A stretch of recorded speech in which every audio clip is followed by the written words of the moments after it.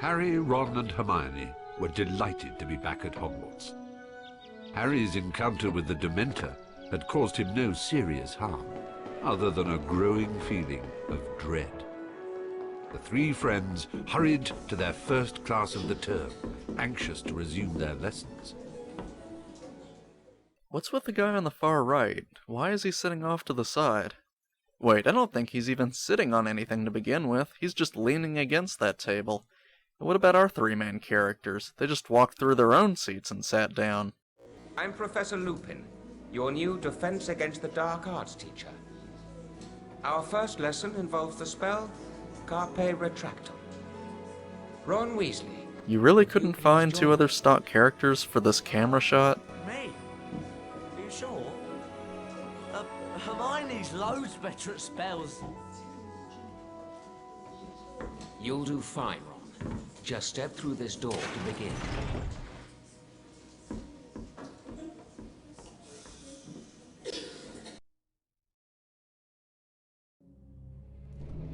These loading screens that just flashed by for a split second were fully visible for a few seconds when I was actually playing, but the recording software just showed nothing but black and then the loading screen for literally only one frame.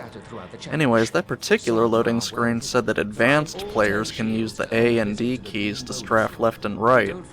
Is that really considered advanced? You can always come back. Complete the challenge by collecting the final shield. Let's get started. Carpe Retractum has two primary uses. To pull yourself towards something, or to pull something towards you. See if you can find a statue to cast the spell at. Then, watch what happens.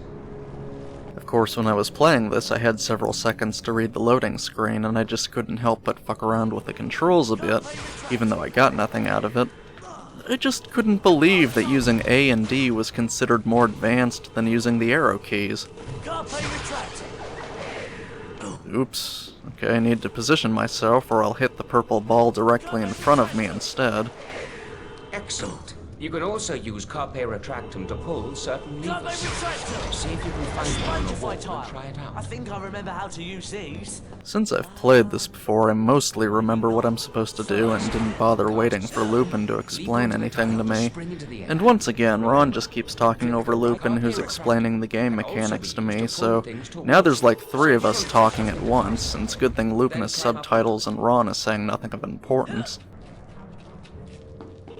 Carpe Retractum.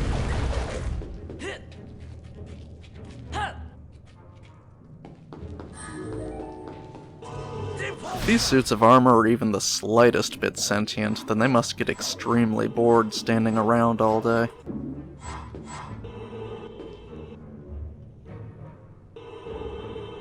You can jump over pits like this one, Ron. Oh, really? I can? I had no idea. When you get to the edge, continue holding the arrow key and press the right mouse button to jump. I mean, come on. I understand some things that may be easily guessable by people who play video games more often might need to be explained to other players who don't game as much, but that's a bit ridiculous. I looked back at the video game footage I already had done, and technically you can get to this point without ever having to run and jump at the same time, but we already had Hermione teach us how to jump on the Hogwarts Express to get over some taller crates. I think even the most casual gamers can figure out on their own that they can combine certain moves such as running forwards and jumping to get over a pit. Carpe Retractum can also be used on certain ropes. Now give it a go. These ropes sound like they're attached to church bells. Carpe Retractum.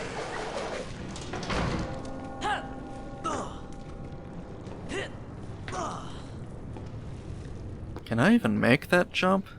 The final platform seems a bit further away. There doesn't seem to be anything else for me to cast at, so... Okay, I was just worrying for nothing. But yeah, now they're challenge shields instead of challenge stars. I don't know what the point was of changing that detail, but whatever. Professor Lupin? That thing doesn't look very friendly. That is an imp, Ron. Beware. Well, why is this imp teasing me while having its back turned towards me at the same time? In this situation, try not to let the wizard crackers touch you while they're in the air. When they land, you can pick them up. But be careful. If you're not quick enough, the crackers will explode. Well, I guess these imps look slightly less ugly and slightly more goofy than the imps from the previous game. Perfect, Ron. Now let's put your training to the test. To the test? Splendid, Ron. Yeah, at least if they're close enough together, you can hit multiple imps with one cracker. These are worth a lot more than beans. Why did Professor Lupin say that spells aren't effective in this situation? Flipendo worked just fine on these little shits last year. Oh no! I hope that noise isn't what I think it is. Yeah, pixies. At least here you're required to use the same spell, well, the same incantation at least, to defeat them. Seriously, why would they change that? It's just confusing as hell. Hello! Whoa! A cauldron cake! Hello! They're worth loads more than beans in Fred and George's shop.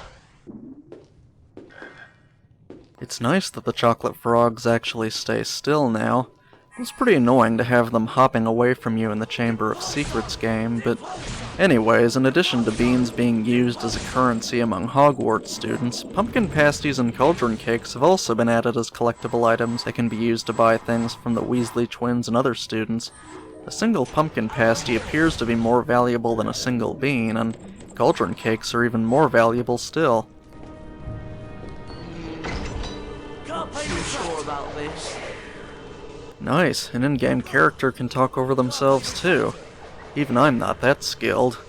Carpe Retractum. Oh, great. The platforms seem timed so that I have to hang there and wait for them. Alright, come on, come on. God damn it. Fucking impatient here. Jeez. Alright, well, let's talk about how even the chocolate frogs differ from the previous game.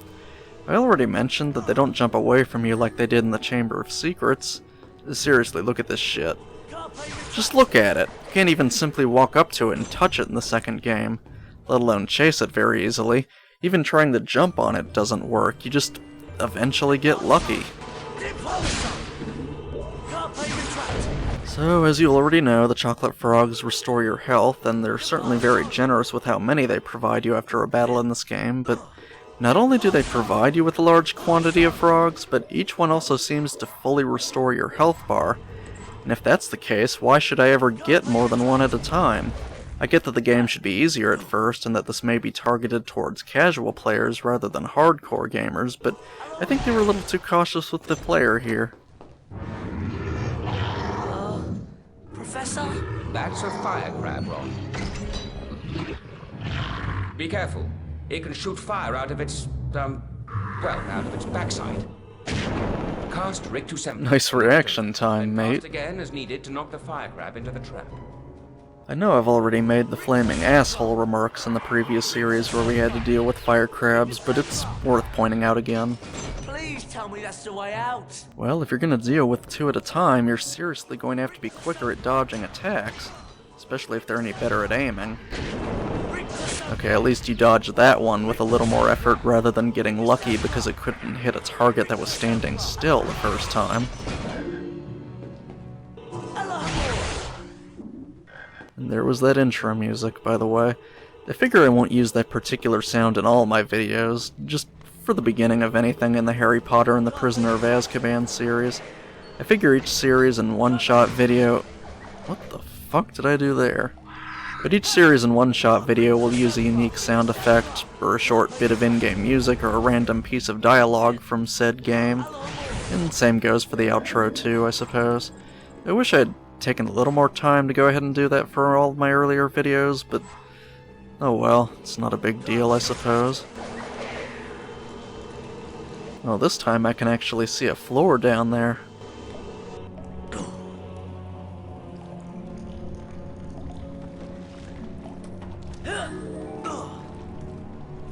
You know, I was initially disappointed in myself because I had a goal of uploading a series once per month and originally intended to upload episode 1 of The Prisoner of Azkaban on June 1st, but it just wasn't ready yet.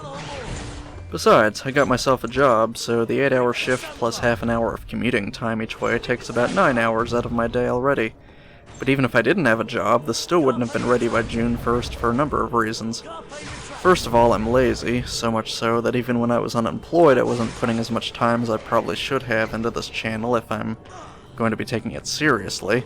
Secondly, even though I initially recorded this gameplay footage in September of 2016, and had already written some script material, I decided that there was enough potential here that, yeah, I should take a look at all the other Harry Potter games, which I hadn't played yet.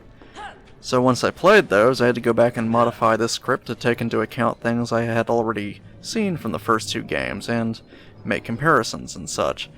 While I was messing with those first two games, the series was put on hold until late May of this year when I finally got around to returning to Prisoner of Azkaban, and I really thought I could do a better job with it.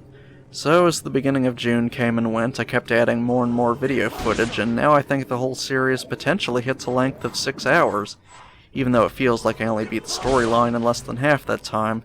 There's some additional exploring and side missions, sure, but after all that, I started experimenting and seeing what I could and couldn't get the game to do, and that just resulted in what's probably going to be a little more than 20 episodes for this series, because I'd rather not upload episodes that are longer than about a half hour each. Oh, okay, it's loading again. Okay, another one. No big deal. What the hell? It landed on its feet again?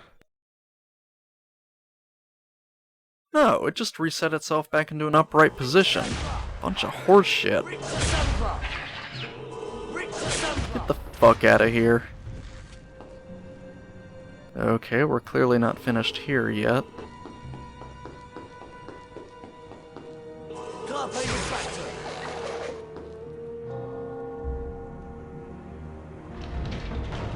Okay, that's easy. Just cast on the Carpe Retractum statue on the ceiling back in there. And always double check to see if banners will give you seconds. Yeah, see? Another 3 cauldron cakes. How about a third? Oh, okay then.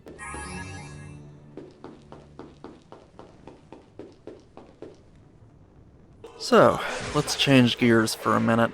I have a program called Dragon Unpacker which comes bundled with another program called Hyper Ripper, and together they allow you to open up certain files which hold individual pieces of data that can be extracted and saved as their own individual files. For example, if you go into the installation directory of this game and go into the Sounds folder, you'll only see 3 files in there. One file for all the dialogue, one for all the sound effects, and for some reason, the other one appears to be part of a demo for the Chamber of Secrets game. So I took this program and unpacked the dialogue file, and that resulted in a little over 2,600 sound files. It's a lot to go through, but there's some interesting stuff in there. There's a bunch of sounds for each of our 3 main protagonists, simply grunting or making other noises rather than saying any particular words. There's one sound I listened to where it's probably Ron either struggling with something or dealing with an injury, but I can't get the idea out of my head that it sounds more like he's straining to take a shit instead.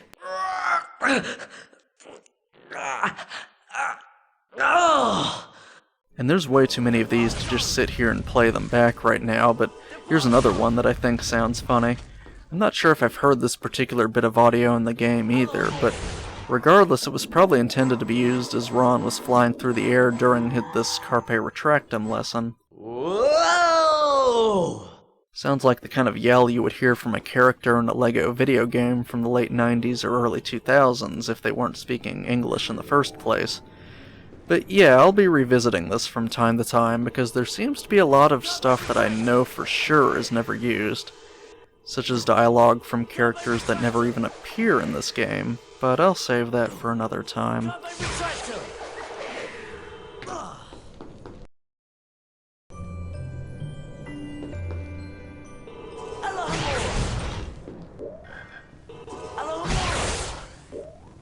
What am I getting 2 chocolate frogs for? Nothing in recent memory should have hurt me. Oh, I see.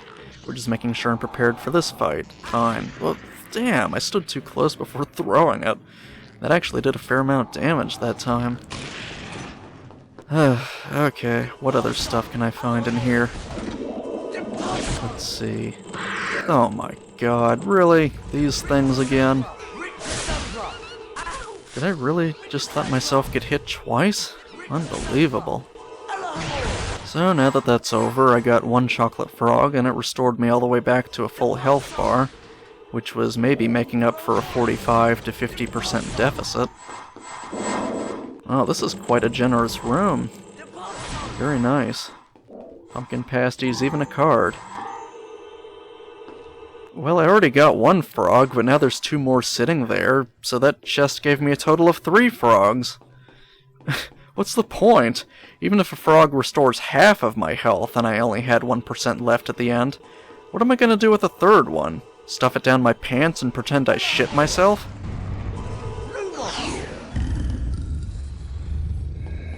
Well, at least this Carpe Retractum statue's placement makes sense now, since I'll need to climb back out of here. There was a challenge shield back here, right? Yep. Good. Okay, so it's not about getting me up and out of the hole. It's about getting across. The fuck did I do that for? Oh well. You can still access it either way.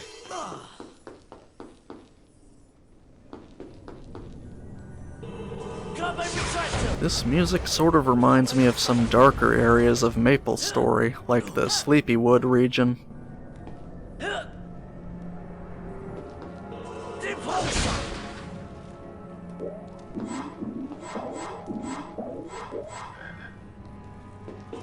Oh fuck, there's a JDownloader CAPTCHA window thingy that popped up. God damn it.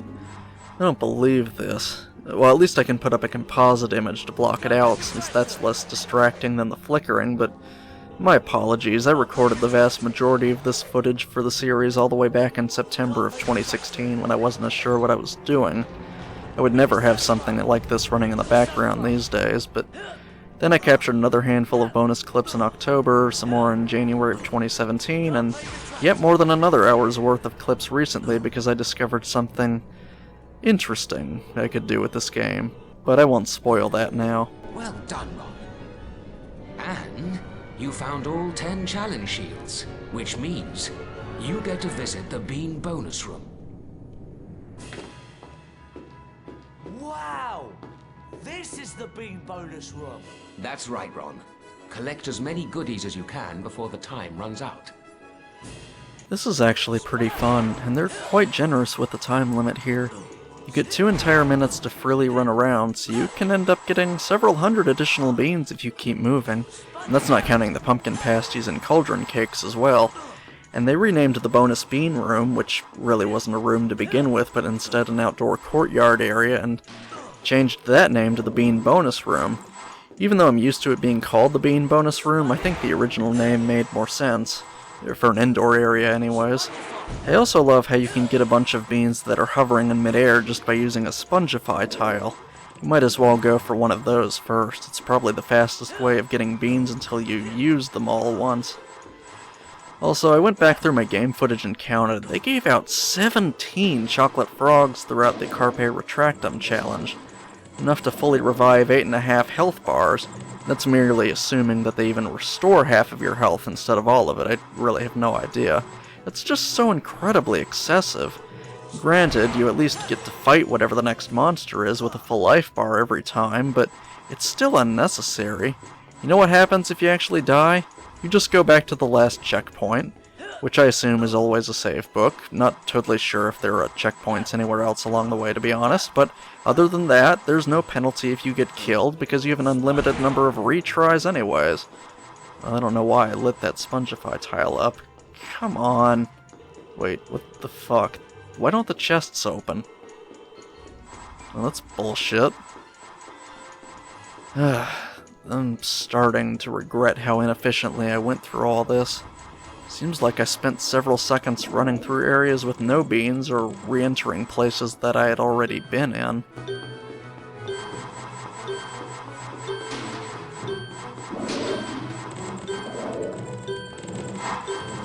Okay, so I'm done with that. That's just one of the 3 classes you can attend. The other 2 classes have their own challenge that you have to complete with Harry and Hermione, but I'll deal with that later. These doors will let us back into any spell challenge we've completed. You can have another go at the Carpe Retractum challenge if you like, Ron. Or we could go exploring. You lead the way, Ron. Well, my first instinct is to attack these suits of armor for beans as well.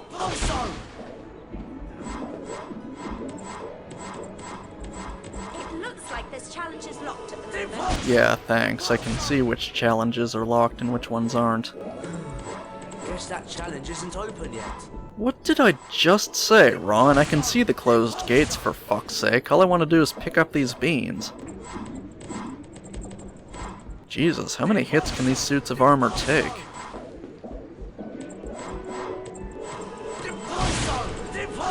Quite a few. Let's see.